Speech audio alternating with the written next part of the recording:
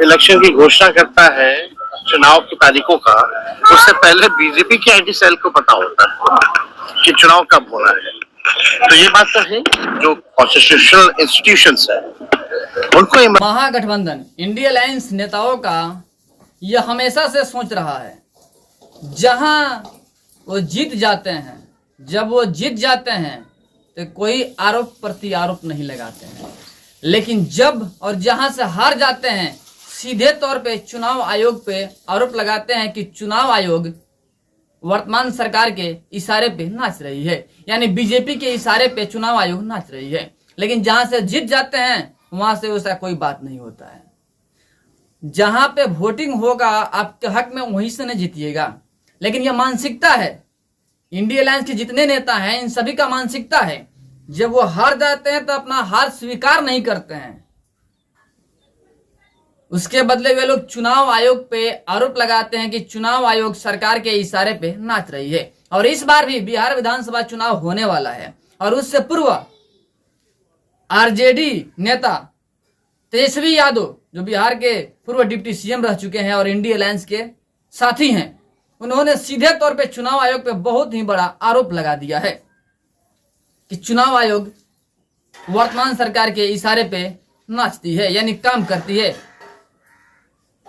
BJP जितने सरकारी system है सबको हैक कर ली है, ऐसा कहते हुए नजर आ रहे हैं। ईमानदारी से जो है चुनाव कराना चाहिए और अपने दायित्वों का निर्वहन करना चाहिए। राहुल जी का ये बयान अपने में दर्शाता है कि उन्होंने बिहार विधानसभा चुनाव में अपनी हार स्वीकार कर ली है। दिक्कत कांग्रेस और उनके नेताओं में यही है कि जब जरूरत आत्ममंथन करने की है तो उस वक्त ये लोग बहाने ढूंढते हैं चुनाव हारने के। 2014 के बाद से जब से नरेंद्र मोदी जी प्रधानमंत्री बने तब से जितने भी कॉन्स्टिट्यूशनल इंस्टीट्यूशन, संवैधानिक संस्थाएं, सबको हाईजैक कर रखा है। चुनाव आयोग इलेक्शन की घोषणा करता है चुनाव की तारीखों का, उससे पहले बीजेपी के आईटी सेल को पता होता है कि चुनाव कब होना है। तो ये बात तो है, लेकिन इन सब पे हम लोगों की नजरें हैं।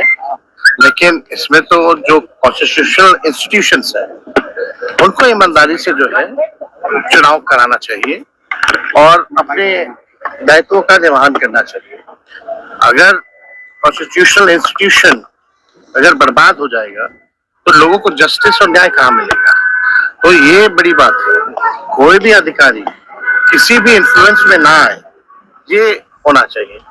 पिछले बार जो 20 का जो चुनाव हुआ था, हम लोग तो सरकार बना लिए, पहली बार उस समय इलेक्शन कमीशन ने 3 बार प्रेस कॉन्फ्रेंस करके जस्टिफाई किया आखिर चुनाव की गिनती क्यों रोकी गई शाम में, फिर रात के अंधेरे 11-12 बजे की शुरू की गई, और जो जीते हुए कैंडिडेट जिनको अनाउंस कर दिया गया था शाम में हमारे, उनको किसी को 12 वोट से, किसी को 100 वोट से, किसी को 500 वोट से घोषणा होती है कि हार गए जो जीते हुए शाम में थे, अनाउंस्ड, ये कह के कि भाई अपडेट किया जा रहा है कंप्यूटर में। तो इस तरह की बातें तो है, साथ में सभी लोगों को सतर्क भी रहने की जरूरत है। और देश की जनता ये मानती है कि जितने इंस्टीट्यूशंस हैं अब बीजेपी का एक प्रकोष्ठ के रूप में पार्टी का।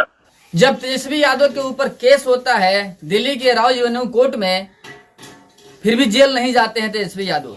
लेकिन तेजस्वी यादव क्या कह रहे हैं कि जितने भी सरकारी सिस्टम है सबको बीजेपी गवर्नमेंट हैक कर लेती है। इनकी सोच देखिए और इनकी बात सुनिए। राहुल गांधी जो कि कांग्रेस के हैं, उनके ऊपर भी केस हुआ था गुजरात के हाई कोर्ट में, लेकिन क्या होता है सुप्रीम कोर्ट में जाते जाते केस खत्म हो जाता है। जब सारी की सारी सरकारी सिस्टम वर्तमान सरकार यानी बीजेपी के हाथ में है तो फिर इन लोगों की जेल कैसे नहीं हुई।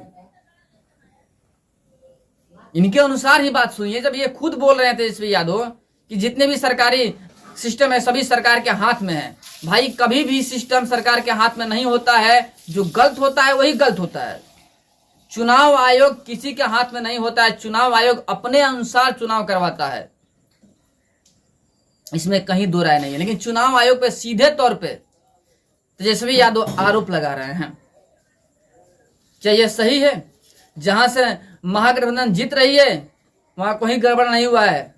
लेकिन जहाँ पे महागठबंधन हार जाती है, वहाँ के जो ईवीएम मशीन है उस पर ही सवाल उठ जाता है कि ईवीएम मशीन को हैक कर लिया गया है, बीजेपी के द्वारा, वर्तमान सरकार के द्वारा हैक कर लिया गया है, हैक करके काम किया जा रहा है। लेकिन जहाँ पे जीत जाता है वहाँ पे ऐसा नहीं होता है।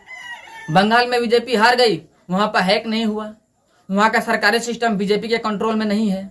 लेकिन जहाँ पे बीजेपी जीत जाती है वहाँ पे सारा का सारा सरकारी सिस्टम बीजेपी के कंट्रोल में है, वर्तमान सरकार की कंट्रोल में है। यह अपनी मानसिकता है, अपनी हार को बर्दाश्त नहीं कर पाते हैं और बहाने दे देते हैं और सरकार के ऊपर ही आरोप लगा देते हैं और सरकारी सिस्टम के ऊपर ही आरोप लगा देते हैं और चुनाव आयोग को भी नहीं बख्शते हैं। बिहार में विधानसभा चुनाव होने वाला और इससे पहले चुनाव आयोग पर आरोप लगाना शुरू कर दिया गया है। ये हकीकत है।